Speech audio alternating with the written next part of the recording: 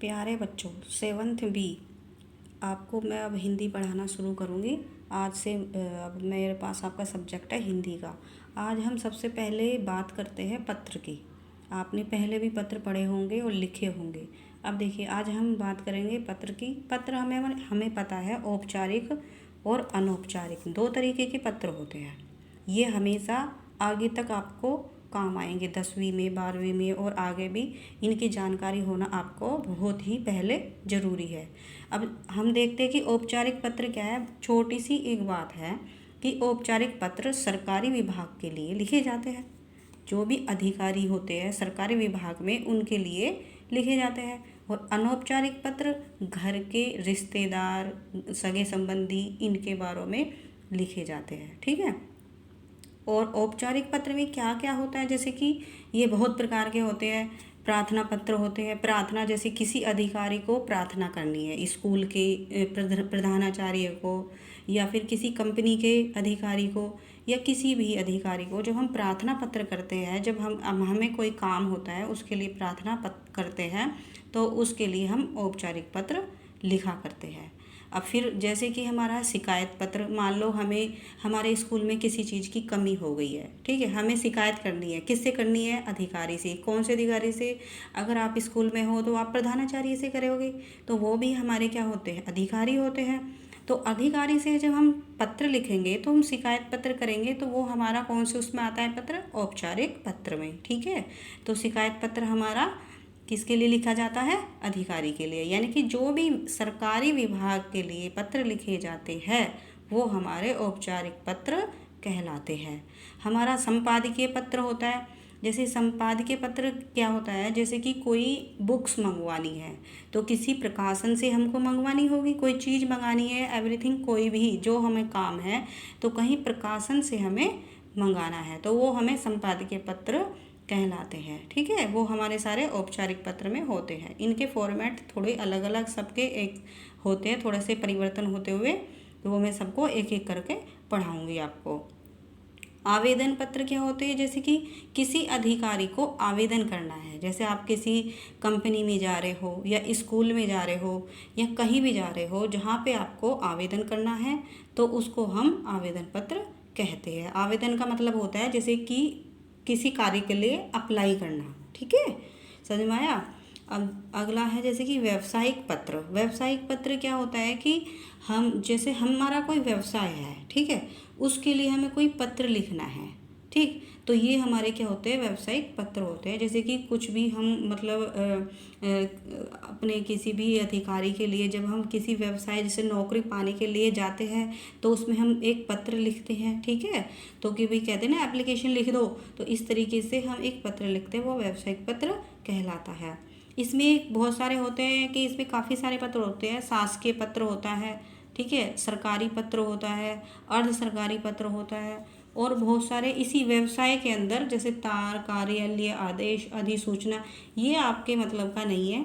ये तो आपको आगे 10वीं में जाके 9वीं 10वीं में जाके आपको मिलेगा, लेकिन सीखना ये भी आपको पड़ेगा। ठीक है। और अगला जो होता है हमारा पत्र, अनौपचारिक पत्र होता है।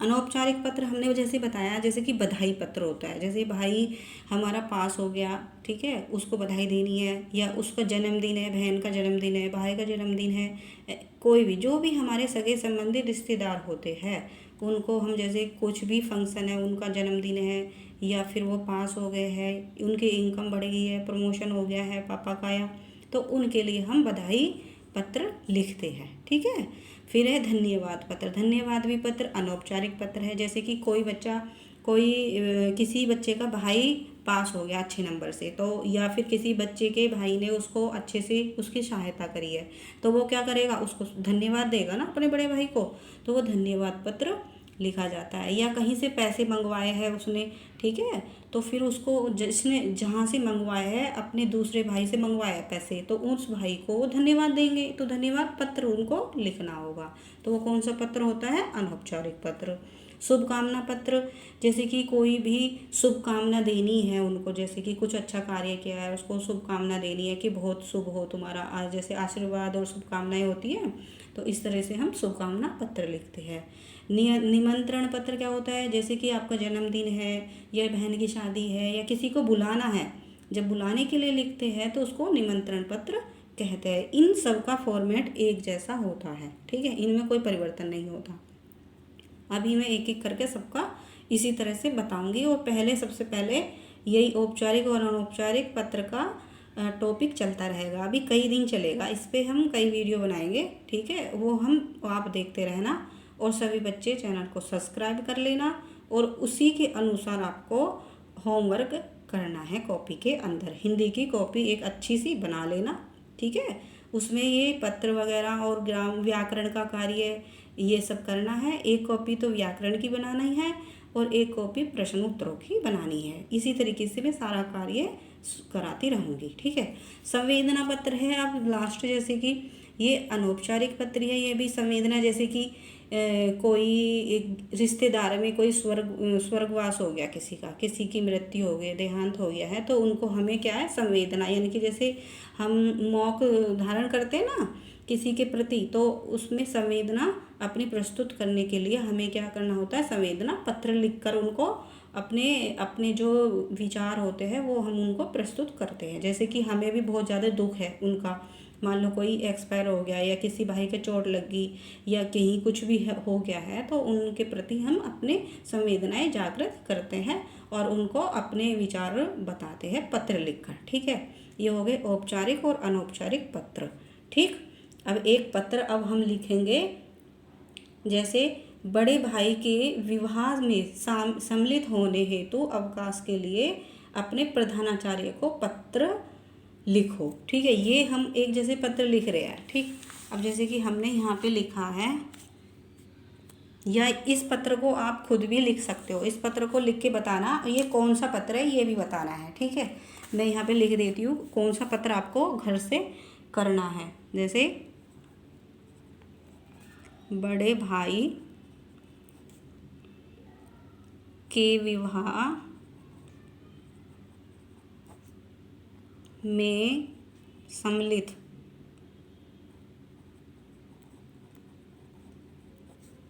होने हेतु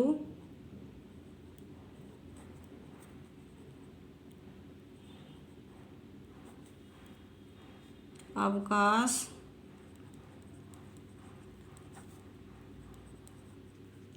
के लिए अपने विद्यालय के प्रधानाचार्य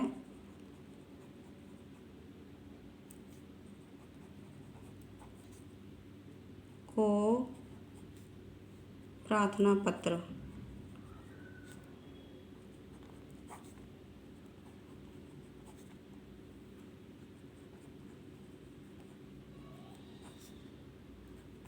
ठीक है। अब ये जैसे एक ये पत्र मैंने बता दिया है, अब इसमें क्या करना है आपको, जैसे कि हम स्कूल के प्रधानाचार्य को लिख रहे हैं, बड़े भाई के विवाह में सम्मिलित होने हेतु अवकाश के लिए। अब देखो यहाँ पे अवकाश के लिए अपने विद्यालय के प्रधानाचार्य को प्रार्थना पत्र लिखवा रहे हैं, ठीक है। तो अब ये पत्र जो है हमें किस तरह से लिखना है, सबसे पहले क्या लिखेंगे, हम सेवा में लिखेंगे यहाँ पे, ठीक है। सेवा में यहाँ पे कॉमा लगाएंगे, ठीक है, जहाँ से पेज शुरू होता है उधर हम सेवा में लिखेंगे। ये फॉर्मेट बहुत ज़रूरी होता है सीखना, नहीं तो इसके बिना नंबर कट जाते हैं। ऊपर का और नीचे का फॉर्मेट ज़रूर होना चाहिए और बीच का मैटर, ठीक है, इन्हीं के नंबर मिलते हैं, अलग अलग मिलते हैं और मैटर के अलग अलग मिलेंगे, और ऊपर का और नीचे का जो आप लिखते हो उसके नंबर अलग होते हैं। इन्हें बहुत ध्यान से लिखा करो। सबसे पहले हमने करा सेवा में, फिर उसके बाद में हम यहाँ पे लिख देंगे प्रधानाचार्य को लिखेंगे, ठीक है, क्योंकि हम अपने इसको विद्यालय के देखो यहाँ पे ने क्या क्या लिखा, विद्यालय के प्रधानाचार्य को, विद्यालय के प्रधानाचार्य को प्रार्थना पत्र लिखना है, तो हम सीधा यहाँ लिख देंगे सेवा में श्रीमान प्रधानाचार्य जी, श्रीमान, ओफो पेन ही गया है तो, वेट वेट वेट, अरे रुको एक सेकंड रुको बच्चों।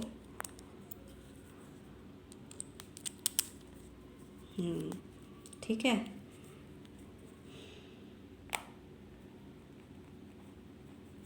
प्रधानाचार्य जी।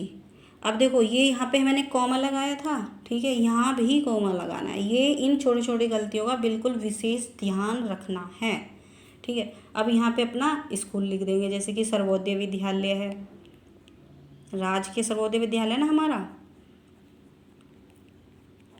राजकीय सर्वोदय विद्यालय, ठीक है। अब हो, ये तो पेन ही दूसरा लेना पड़ेगा लगता है, शिट।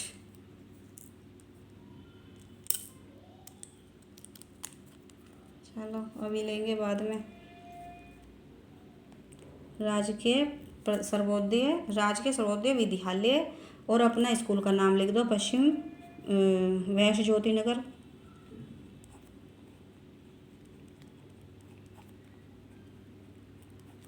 ज्योति नगर दिल्ली, ठीक है। ये हमारा मेन फॉर्मेट है। देखो वैश्य ज्योति नगर के बाद में फिर मैंने यहाँ पे कॉमा लगाया है और दिल्ली के बाद में पूर्ण विराम लगाया, ये ही फॉर्मेट लिखना है, अन्यथा नंबर कट जाते हैं आपके। उसके बाद में हम एक लाइन छोड़कर यहाँ पे क्या लिखेंगे, महोदय, ठीक है। फिर यहाँ कॉमा लगाएंगे, ठीक। फिर अब हम इस लाइन से, इसके नीचे से यहाँ से लिखना शुरू कर देंगे जो हमारा बीच का मैटर होता है, जैसे सविनय निवेदन,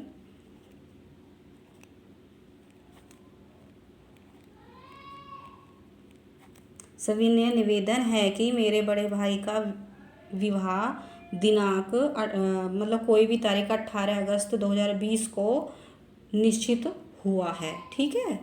तो उसमें क्या क्या है, बारात हमारे शहर से देहरादून जाएगी, मतलब दूर जाएगी, और तथा परिवार के सभी सदस्य उसमें शामिल होंगे।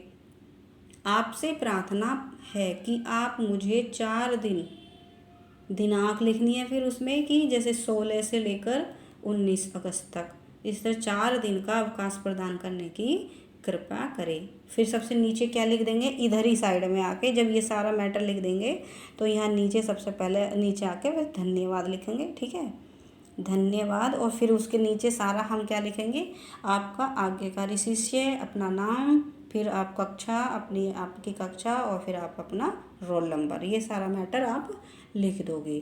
तो आप इस पत्र को आप अपनी फेयर कॉपी में लिख लो, यही आज का आपका होमवर्क है। ओके, सभी बच्चे चैनल को सब्सक्राइब कर लेना और नई नई वीडियो देखते रहना और मेरे से जुड़ते रहना, और लाइव भी तुम्हें बहुत जल्दी करने वाली हूँ, ठीक है। धन्यवाद।